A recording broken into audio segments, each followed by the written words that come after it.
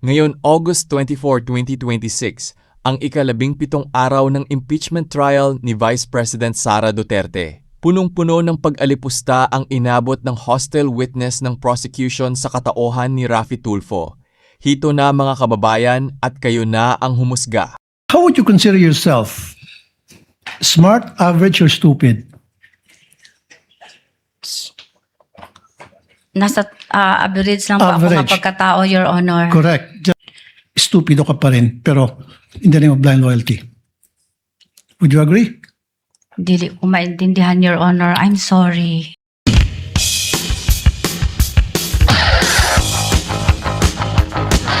Ipapollow up ko lang po yung tanong ni Senator Lacson kanina.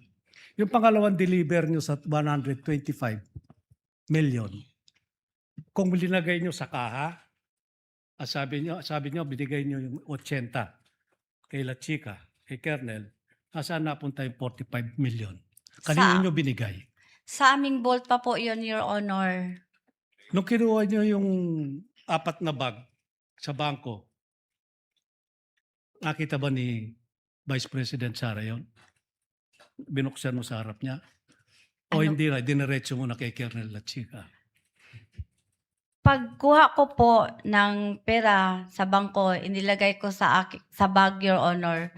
Dinala po namin yon sa opisina po namin at doon po nilagay ko po sa aking extension office, Your Honor. Hindi mo linagay sa vault? Yung first withdrawal po, Your Honor, yung 2022, hindi na po nailagay sa vault, Hindi, Your yung Honor. pangalawa. Sabi mo, naibigay mo kay La Chica yung 80. Yung- Yung 45 million, saan mo linagay? Sa Kanino mo aming- binigay? Ginilagay ko po sa aming vault, Your Honor. Then, after po na-release ko po, yung first release ko na ETM, 80 million plus, after mga 1 month po, Your Honor, nag-submit po sa akin si Security Officer La Chica, Your Honor, ng Fund Utilization Report, Your Honor. At saka, may dala na po din siyang Object of Expenditure, Your Honor, na yun ang binabasihan ko po, Your Honor, ko. Na-release ko po yung remaining pera, Your Honor. Yun nga po, at marami rin po nagtatanong, pero hindi ko itatanong kung sino yung piatos, kung anong alias. Sabi nga po ni Senator Risa Ontiveros, may kapangalan siya, may ka-birthday pa siya. Meron din pong sinabi yung prosecutor na may 2 lapid na nando doon. Papasalamat po ako kung totoong lapid yung kamag-anak ko po kasi. Sabi po kasi ng tatay ko, basta lapid kamag-anak ko. Kaya magpapasalamat po ako sa defense at kay La Chica kung nabigyan yung kamag-anak ko. Kung hindi, kung alias yun, paano yung pangalan at apelido namin na inalias nyo lang pala, hindi totoong tao? Your Honor, yung mga documents po na yan ay galing po sa Security Officer, Your Honor, na si Colonel La Chica, Your Honor, na itinalaga po ni Vice President, Your Honor. Kaya po nag-rely po ako, Your Honor, sa kanya kasi meron po siyang office order, Your Honor, na siya ang security officer, Your Honor, at siya po ang mag-implement ng mga various confidential operation or activities, Your Honor. Ba't yung pinagkatiwalaan si Colonel La Chica, may nakita ba kayong background niya? Nung siya, active pa siya hanggang ngayon. Meron ba siyang intelligence fund sa office niya, na sarili niya? Kasi karamihan ng mayor, local official, military, police, army, navy, may mga intelligence fund po yan. Siya ba meron bang sariling intelligence fund? Hindi ko alam, Your Honor. Hindi mo inalam? Hindi ko alam, Your Honor. Ayun lang po. Maraming salamat. Ma'am, nag-testify po May kayo proceed. Ma'am, nag-testify po kayo sa Committee on Good Governance and Public Accountability noong November 25, 2024. Naalala niyo po ba 'yon? Opo, nag-adto ko dito. I was there. At naalala niyo rin po ba na sinabi niyo sa komite kung pwede kang magsalita ng Bisaya? Naalala niyo po ba? Naalala ko, Your Honor, na nagkasulti pagani ko na sorry po, nagbinisaya ko. Sorry po na nasagulan ako og Bisaya. At tama rin po ba na sinabi ng chairperson sa inyo, ng komite, na kahit may request kayo na magbisaya, still try your best to speak in English or Filipino. Tama po ba? Yes, nag-ingon po ko, nagsagot ko sa iya, I answer na, yes ma'am, I will try my best. No further questions, Your Honor. Ma'am, nakapaniud to na ka. Gamay lang, sir. Gamay lang. Unsa man imong sudan? Wala ko'y gana mukaon. Wala. Okay. Okay. Tanong ko na lang. How would you consider yourself? Smart, average, or stupid? Nasa average lang po ako Average. nga pagkatao, Your Honor. Correct. Just like millions and millions and millions of Filipinos. Good. Normal. Kasi sa isang normal na tao, kapag siya'y binigyan bilang isang SDO tulad sa inyo ng listahang pangalan ng mga informants na bilat, pagong at pusa, papalag ka. Ano ba to? Kernel, mukhang hindi ata tama to, bastusan na to. Di po ba? Para sa normal na tao. Am I right? Nag-rely po ako sa sinabmit po sa akin ng security officer, Your Honor. Kaya nga po, bilang isang normal na tao, ulitin ko, pag nakakita kayo ng ganung pangalan, bilat, pagong, pusa, etc. Belat. Okay, belat, same. Magugulat ka, di ba? Magugulat Sa po. Bisaya, yung pronunciation yan eh. Sa Tagalog, belat, sa Bisaya, bilat yun eh. Kasi yung I nagiging I eh. Bisaya din kasi ako eh. With the permission of Senator Judge Tulfo, Chair would like to remind the gallery to kindly maintain silence during these proceedings. You may proceed, sir. Kasi isa pa po, Madam Witness, meron akong kopya dito na kung saan maraming pangalan ng mga informant at iisa lang po yung pirma. So if you're a normal or average person, papalag ka na naman. Teka muna, Kernel, bakit ganito? Bastusan na to, lokohan to. Yung iba-ibang mga pangalan pero isa lang po yung pirma. Hindi ko nagtaka. Piniripay ko po yon si Corner La Chica, Your Honor. At ang sagot naman niya sa akin, Ma'am Gina, those are sensitive information, Ma'am Gina. At saka, confidential in nature po yon. So naniwala kayo sa sinabi niya na confidential nature kahit na isa lang signature sa napakaraming pangalan. So Kasi you siya took his po, word for it. kasi siya po ang nag-implement sa mga confidential activities, Your Honor, on the grounds. Siya po ang inatasan na mag-implement. Siya ang implementor po, Your Honor. So for me, in this case, you're stupid in the name of blind loyalty.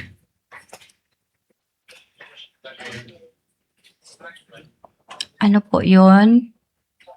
Naging stupido kayo sa ngalan ng isang tinatawag na blind loyalty. Nakapikit kung ano yung sinasabi sa iyo ng nakakataas, sinusunod mo na lang. Stupido ka pa rin, pero in the name of blind loyalty. Would you agree? Dili ko maintindihan, Your Honor. I'm sorry. Okay, nung kayo po ay SDO sa Davao, nung mayor si BP Sara noon, hindi kayo nagkaroon ng disallowance, right? Never? Wala po, Your Honor. So ano pinagkaiba na sa Davao at ngayon sa OVP? Bakit nagkaroon kayo ng disallowance ngayon dito sa OVP and DepEd versus nung nasa Davao kayo, wala kayong disallowance? Anong pinagkaiba? Ang maalala ko lang, Your Honor, sa Davao po, doon po mag-submit po kami ng accomplishment report doon po sa DILG, hindi po sa Office of the Vice President, hindi po sa Office of the President, sa Senate at saka sa HOR, Your Honor. So nung panahon po sa Davao, meron ba mga pangalan piatos? Meron ba mga pangalan mga belat? Pagong, pusa, etc.? Hindi ko ma-remember, Your Honor. Hindi All ko of a sudden, maalala. hindi mo na maalaala. And Hindi ko how long? maalala, Your Hindi mo na Honor. maalaala. And yet 6 years ka naging SDO doon. Hindi ko maalala, Your Honor. Matagal na po yun, Your Honor. At saka, may edad na rin po ako, Your Honor. Ayaw lagi pag tinunto, ma'am. Pati kami ba nagtinunto mo dire. Mo Maraming maging na ako tinood, Your Honor. Okay. Salamat po, Mr. Presiding Officer. Doon sa mga dokumento, wala ka naman nakita na findings na may suspicious, irregular, o questionable, di ba? May ano po lang yun, ma'am, yung mga walang name, walang perma, walang date. At biniverify ko po yun kay security officer po, ma'am, na si Colonel La Chica. binuno ninyo to at tinama. Yung ba? At masasabi ba ninyo na alam ni VP Sara na may depekto? Alam ba niya na may kakulangan, may pagkamali sa mga supporting documents o hindi? Wala akong alam, ma'am. Last question na lang po, kumusta yung asawa ninyo na binisita ninyo? Alam ko, undergoing treatment sa Davao. Hindi po maganda, ma'am. I'm sorry. I'm sorry also, pinagdadasal Pakaila ko, namin ma'am. siya. I'm sorry. Thank you Sorry po. po. That will be all, Presiding Judge. Thank you, Senator Judge Marcos. Inom kayo ng konting tubig, Ma'am Gina. Next to interject, make his interjections rather would be Senator Judge Aquino. You have 2 minutes, sir. You may proceed when you're ready. And when Mr. the witness Presiding is ready Officer, as well. Yeah, let's give the witness some time. Are you Sige, okay, ma'am. Ma'am Gina? Can you Handa. continue? Sandali lang, sir. Oo. Inuman niyo po ng tubig, ma'am.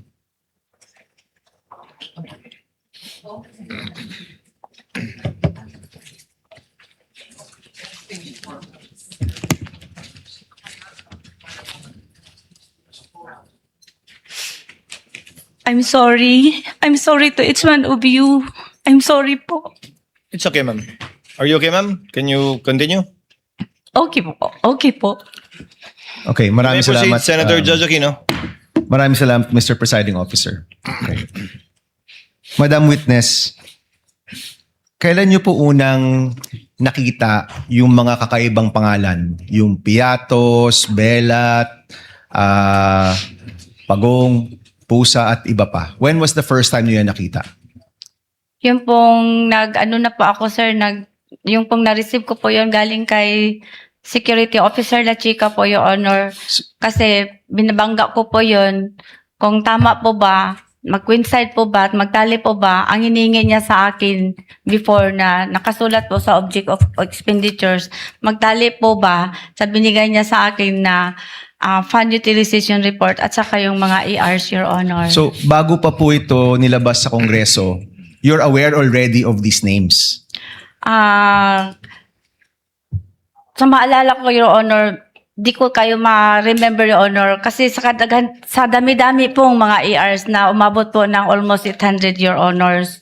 Oo. Di ko na inis- maalala, Your Honor, kung anong particular name po, Your Honor, kasi po, doon po ako nag-concentrate, Your Honor, nagtatali sa amount po at sa anong klase pong expenses na dapat po na kung anong expenses po, dapat po within the guidelines po sa GC ang mga expenses na na-incur, Your Honor. So, Honor. Madam Witness, I just want to be clear. Gusto ko lang malinaw na malinaw. Sa tingin niyo po, totoong tao yung mga pangalang yon o sa tingin niyo po, mga alias po sila ng mga totoong tao?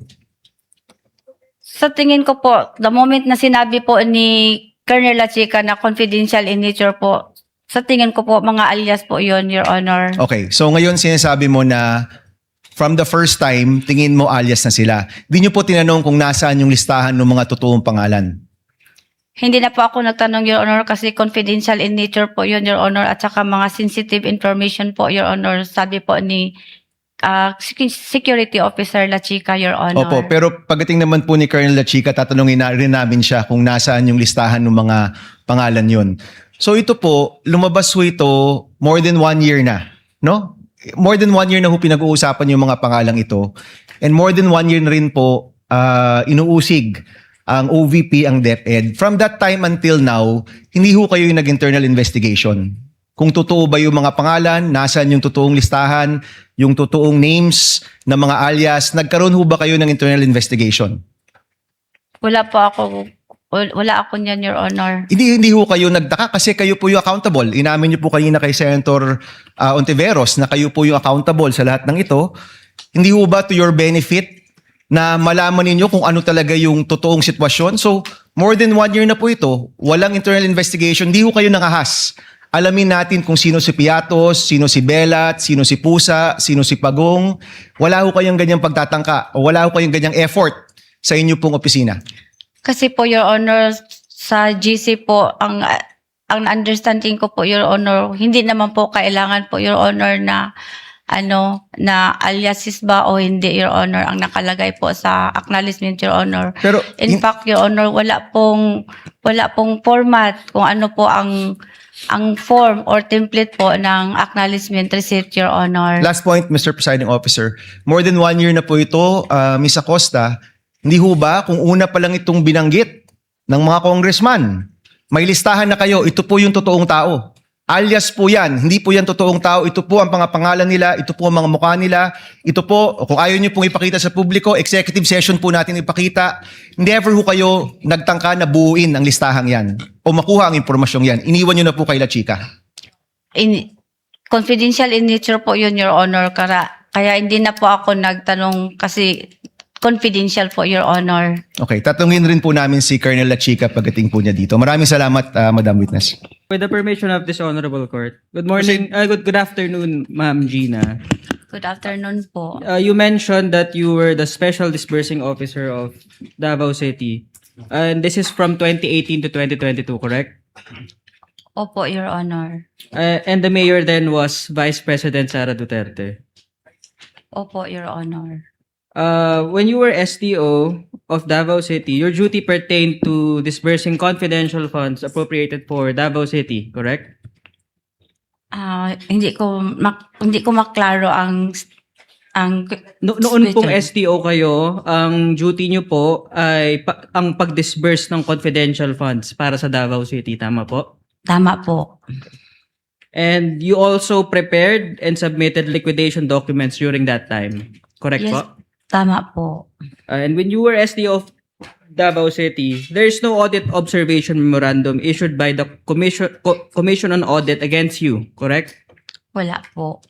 And when you were SDO of Davao City, there is no audit observation memorandum issued by the Commission on Audit against then Mayor Sara Duterte, correct? Wala po. There is likewise no notice of suspension issued by the Commission on Audit against you, correct? When you were Wala. And there is no notice of suspension issued against then Mayor Sara Duterte, correct? Wala po. Wala rin pong notice of disallowance Wala po. laban sa inyo, wala po. Wala po. Your Wala rin Honor. pong notice of disallowance laban sa kay dating Mayor Sara Duterte, tama po? Tama po, wala. And the Commission on Audit did not reopen any audit for confidential funds of Davao City, correct? Correct po. Your Honor, sorry, but I have to As in answered, Your Honor. interject a continuing objection to this series of questions. May I state my ground? I think I know what your ground is, Counsel, but you may do so for the Your record. Honor, magically, now this witness remembers what happened in Davao. Kanina, when the prosecution was asking her, sabi niya, Counsel is hindi niya testifying, maalala. Your Honor. Wait, incompetent. She, Put in It's- record. Counsel is testifying. Your Honor. Maybe we Then move to the strike, Your Honor. objection is overruled, Counsel. Counsel may proceed. And when you were STO of Davao City, it is the joint circular which is already in effect, correct? Yes po. And you are aware of the requirements of the joint circular regarding your functions as the special disbursing officer. Yes, Your Honor. You mentioned also that you were the special disbursing officer of the Office of the Vice President for its confidential funds from quarter 4 of 2022 until quarter 3 of 2023, correct? Correct po, Your Honor. And similar with your tasks in Davao City, you also prepared the documents for liquidation. Opo, Your Honor. As SDO, you were not part of any confidential operations of the agency, correct? Yes, Your Honor. You have no experience in confidential operations. Wala po akong experience niyan, Your Honor. You do not know how confidential operations are done on the ground. Wala po akong alam niyan, Your Honor. You have not undergone any formal training regarding confidential operations or activities. Wala po akong training na ganyan. You are not aware of the operational security required when it comes to confidential operations, correct? Yes po. Wala po kayong military background. Wala po akong... May law enforcement background po ba kayo? Ano po yun? Do you have a law enforcement background? Wala po ako niyan, Your Honor. When you were SDO of the OVP, you have no authority to access security information, correct? Yes po. Wala rin po kayong authority to access classified information. Yes po. You were not also given any security clearance in the Wala. OVP. And because you were already the SDO of Davao City, you remain familiar with the joint circular, correct? Familiar po a little, Your Honor. The joint circular does not require you, an SDO, to be personally involved in the agency's confidential operations. That's misleading, Your Honor. It's clearly in the joint circular that that's the job.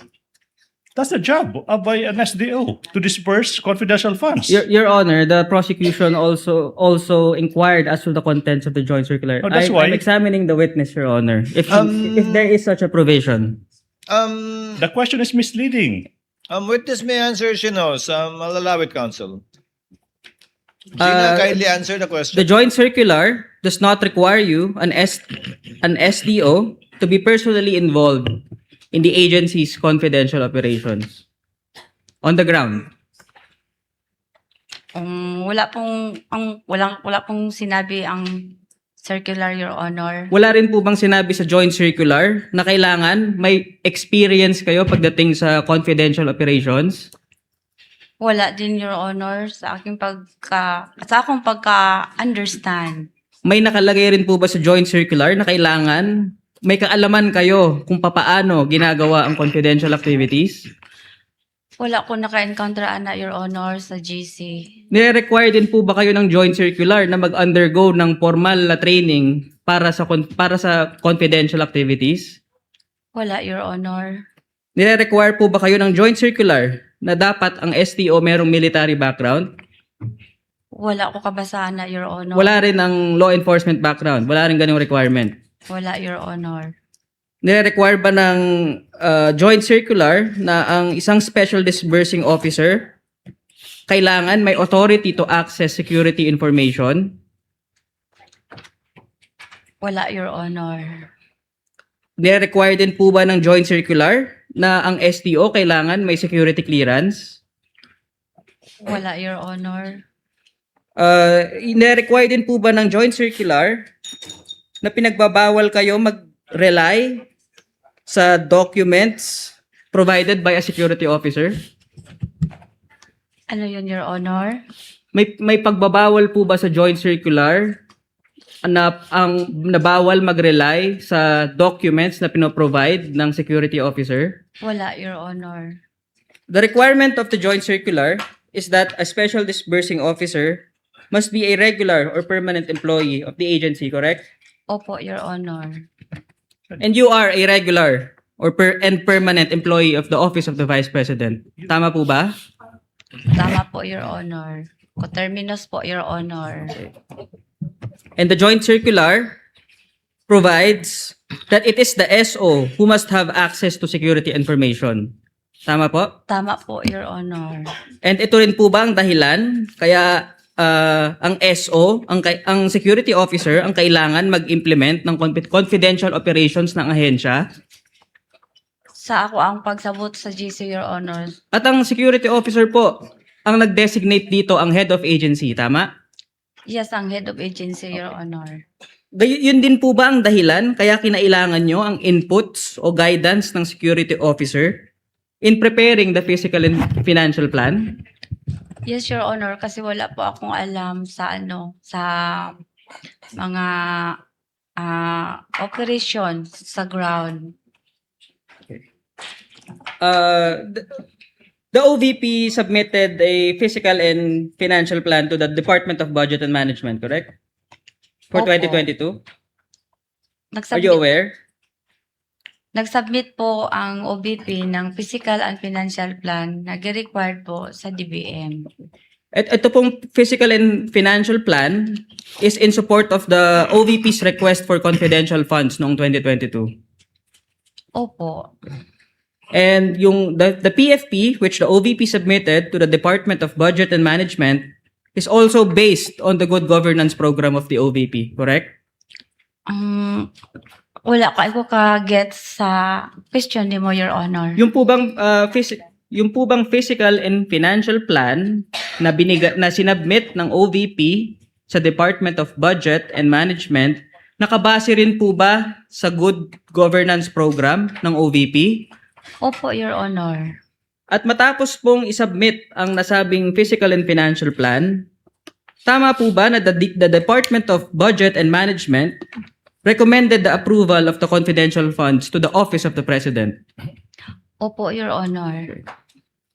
And the Office of the President, through the Executive Secretary, approved the Office of the Vice President's request for confidential funds. Your Honor, at this juncture, I'll be objecting. If I may state the ground, Your Honor, please. Proceed, counsel. The ground being, there is a distinction between, on one hand, things that may be covered on cross on a non-adverse witness. Totoo po, sa 2019 rules, nakasulat dyan, inamend ng Korte Suprema na po pwedeng magtanong on cross yung isang partido so long as on any relevant matter. Pero po, Your Honor, in the 2019 rules, hindi po nabago. Yung rule po that is applicable to adverse witness, nakasulat po sa rule sa adverse witness, po pwede lang mag-cross sa mga bagay na napag-usapan during redirect. Ulitin ko po, mas pinalawig ng 2019 rules yung cross-examination for ordinary witnesses. Pero sa adverse witness, which we have now, hindi po pinalawig ng Supreme Court. Dapat po may relevance sa naging pag-uusap ng abogado at testigo during redirect. Now, that's the point. Now, as to who approved the confidential funds, Your Honor, it was not touched upon. It was not touched upon during the direct examination. Ulitin ko, 2019 rules, pinalawig yung cross for ordinary witness pero mas stricto pa rin yung rule applicable when it comes to adverse witness. Objection, Your Honor, that's not allowed. During cross of an adverse witness, basis rules of court. Your Honor, may I respond? Of course you may. Your Honor, my inquiry is based on the physical and financial plan for 2022, which was the subject matter of the inquiry in the examination in chief, Your Honor. So the inquiry is necessitated to inform this honorable court of the entire picture. The court will, for the meantime, overrule the objection also because this has been established, but I would like to remind counsel, this has been established already by the previous witnesses, counsel, that the confidential funds was by virtue of Pasaro, and it is indeed in the document that you are referring to. Overruled, witness may answer. May I repeat my question, Your Honor? The Office of the President, through the Executive Secretary, approved the Office of the Vice President request for confidential funds. Correct? Opo, Your Honor. And this approval is why the OVP was allocated confidential funds for 2022. Ito po yung dahilan kung bakit nagkaroon ng confidential funds ang OVP noong taong 2022. Opo, Your Honor. So you also prepared the Physical and Financial Plan for 2023. This Physical and Financial Plan was based on the General Appropriations Act, correct? Yes po, GAA po. And the General Appropriations Act for 2023 allocates confidential funds for the Office of the Vice President. Opo. The General Appropriations Act contains a line item allocation for OVP's socio-economic program delivery. Correct? Yes po. The General Appropriations Act for 2023 was approved by the Senate and the House of Representatives, correct? Opo, Your Honor. Which is why, for the Physical and Financial Plan for 2023, you indicated socio-economic program delivery. Yes po. And in this Physical and Financial Plan, the Vice President is a signatory, correct? Isa po siya sa nagpirma, Your Honor. You mentioned that you prepared the documents for liquidation. You also executed certifications, correct? Opo, Your Honor. The form of the certification is provided by the joint circular, correct? Yes po. In fact, the form of said certification is contained in Annex B of the joint circular. Ano po yun, Your Honor? May the witness be confronted with Defense Exhibits D-I-136, Annex B, Assisting counsels may approach. which is a template of the certification, Your Honor, attached in the joint circular. Ito. Tama po, ma'am, no, na ang form ng certification ay nakalagay sa Annex B ng joint circular. Opo, Your Honor. And the joint circular states or provides the contents that must appear in the certification. Tama po? This one? Opo, nakalagay po dyan kung anong mga aligasyon na dapat naka-indicate sa certification. Tama po? Tama po. The joint circular does not give you any authority to alter the form it has given for the certification. Tama Yes, po? Tama po.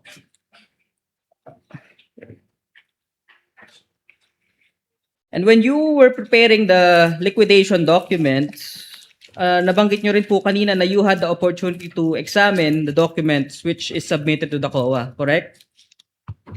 Ano po yun? Nung pong nagpe-prepare kayo ng liquidation, nabanggit nyo rin po kanina na nakita nyo po yung mga documents na kailangan, tama po? Sa liquidation? Opo. Okay. And nakita mo rin po doon yung liquidation report, tama po? Yung mga liquidation reports kada quarter. Opo. And you were able to see that the Vice President certified that the cash advance for confidential funds was duly accomplished. Tama po ba? Yes, Your Honor. Nung habang nagle-liquidate din po kayo para sa confidential funds kada quarter, you remain in coordination with the security officer. Opo. And ito pong coordination na to pertain... Your Honor, can I object? That's not even- Yes, what is the basis of the objection, counsel? That's not even a question. There was no question. The counsel is just stating a statement and waiting for the witness to confirm. The witness, the Your Honor, counsel is testifying. There's no question. What's the basis of the... There's no question. There Ask was a a question, Your Honor. There's no question on record. You're just Actually- stating a statement and waiting for this witness to say, yes, tama po. That was a question. Actually, it assumes that the question was in seriatim, I presume. Yes, Your Honor. All based on In the declarative form, Your all based on Honor. the documents submitted. A question in And when declarative asked form? if he is correct in saying that, it is in the form of a question, counsel. But if he, the court will allow it and will gladly welcome a continuing objection along these lines of questioning, counsel, Yes, Your to be Honor. placed on record. Counsel, may proceed. This coordination pertains with the security officer, pertains to how confidential funds was implemented on the ground, correct? Opo. In fact, you mentioned earlier that the security officer also showed you a fund utilization report. This is how you know how the confidential funds was implemented on the ground. Ito po yung dahilan kung bakit alam nyo kung paano in-implement ang confidential funds on the ground. Tama po ba? Tama po. And after your examination of the documents, as you mentioned earlier, and your coordination with the security officer, you are satisfied that the confidential funds were used in connection with confidential activities. Yes po, based sa mga documents na sinabit niya sa akin. During the examination in chief of the prosecution, you also testified that the security officer did not sign the physical and financial plan, the accomplishment report, the liquidation report, and the certifications, despite the inputs and guidance provided. Pero tama po ba na wala sa joint circular nagbabawal from getting inputs and guidance from a security officer in preparation of the physical and financial plan? Sa pagkaintindi ko po, wala pong pagbabawal doon. Tama rin po ba na walang nakalagay sa joint circular na bawal kumuha ng input o guidance from the security officer sa pag-prepare ng accomplishment report. Tama po. Tama rin po ba na walang bawal sa joint circular kumuha ng input o guidance from a security officer in preparation of the liquidation report? Tama po. Ganon din po sa certification. Wala pong pagbabawal na kumuha ng inputs and guidance from a security officer. Tama po? Tama po. Wala rin pong nakalagay sa joint circular na kailangan nakapirma ang security officer. Tama po? Tama po. The forms provided by the joint circular is that these documents must be signed by an accountable officer. Tama po? Ano po yun na document? Yung pong physical and financial plan, accomplishment report, liquidation report, and certification, ang nire-require po ng JC, ng joint circular, ay dapat nakalagda dito ang isang accountable officer. Tama po? Tama po. At kayo po yun. Kayo po Opo. ay accountable officer. Tama po? Tama po. Okay. You were also asked about acknowledgement receipts. You examined the acknowledgement receipts, correct? Yes po. And you tallied the amount. Yes, Your Honor. And you checked the purpose for which confidential funds were used in the acknowledgement receipts. Opo, Your Honor. Chinek mo rin po ba yung date? Nadaanan ko po yun ang mga date, Your Honor. And nakita nyo po na ang confidential funds ay ginamit within the period required. Opo, Your Honor. And satisfied po kayo na ito ay ginamit sa confidential expenses. Tama po? Tama po, Your Honor. May nabanggit din po kayong accomplishment report during the examination of the prosecution. The joint circular provided a template for the accomplishment report, correct? Opo. The joint circular also provided that the accomplishment report must contain the specific detail by object. Correct po? Opo, Your Honor. By object, tama po ba na naintindihan nyo to as by category? Tama po? Ano ibig sabihin po? Sinabi sa joint circular na by object ang nakalagay dapat sa accomplishment report. Tama po ba na ang pagkakaintindi nyo dito ng by object is by category? Opo, Your Honor.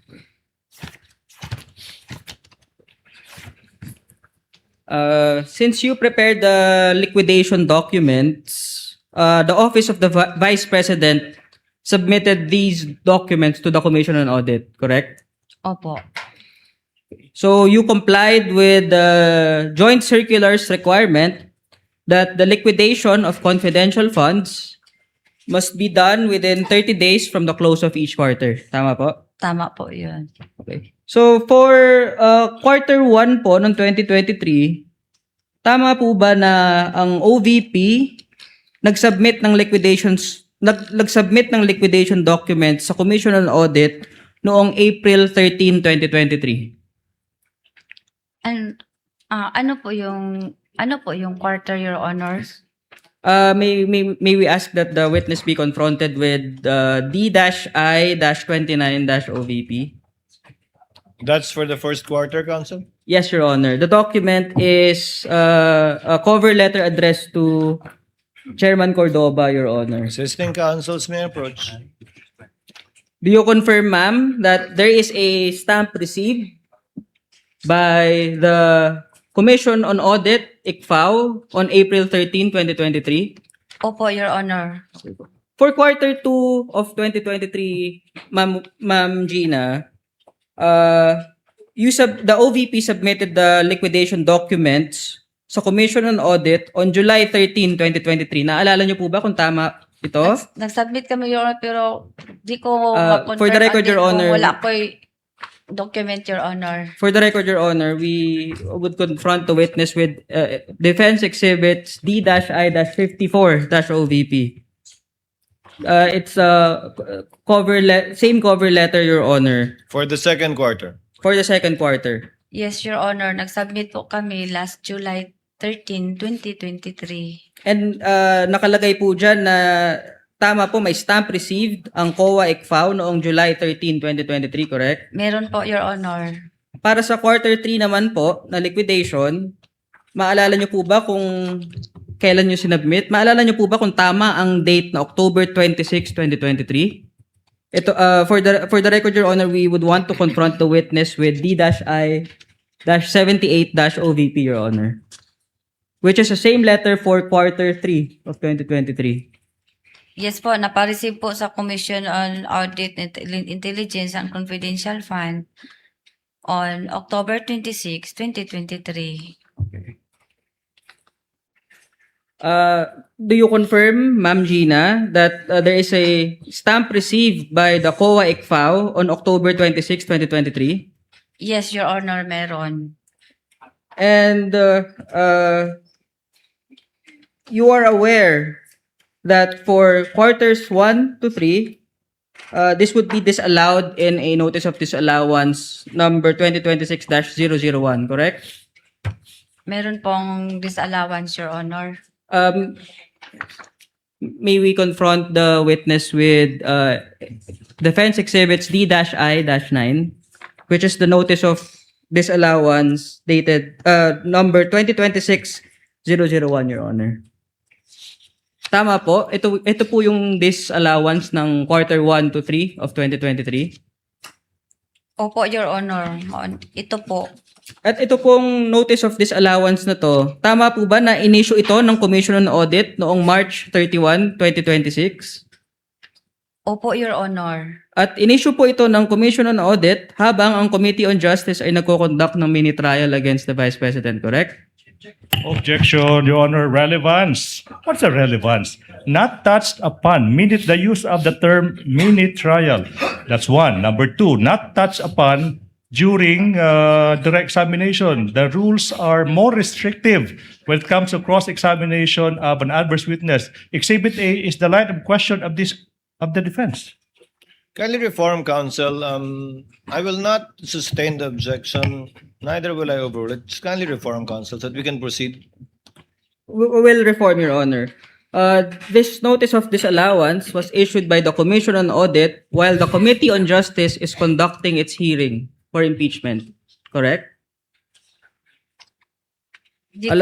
Di ko maalala, Your Hindi niya Honor. Pero na-receive nyo po itong notice of disallowance noong April 8, 2026. Tama po ba? Yes, Your Honor. May signature po ako dito na na-receive ko po April 8, 2026. So, na-receive nyo po yung notice of disallowance number 2026-001 on April 8, 2026 kahit na-submit nyo na yung liquidation noong 2023 pa lamang. Tama?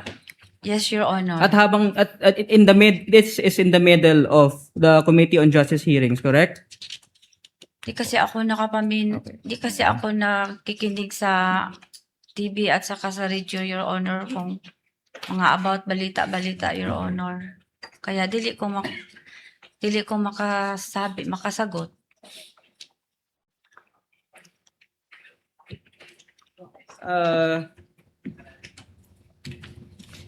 Ma'am Gina, kaya po ba paulit-ulit ang sagot nyo kanina? Kasi paulit-ulit lang rin po yung tanong sa inyo. Objection, that's vague. I withdraw, Vague. Your Honor. Withdraw. Vague. Nice try. Vague. I withdraw the question, Your Honor. You should. So withdrawn. Nice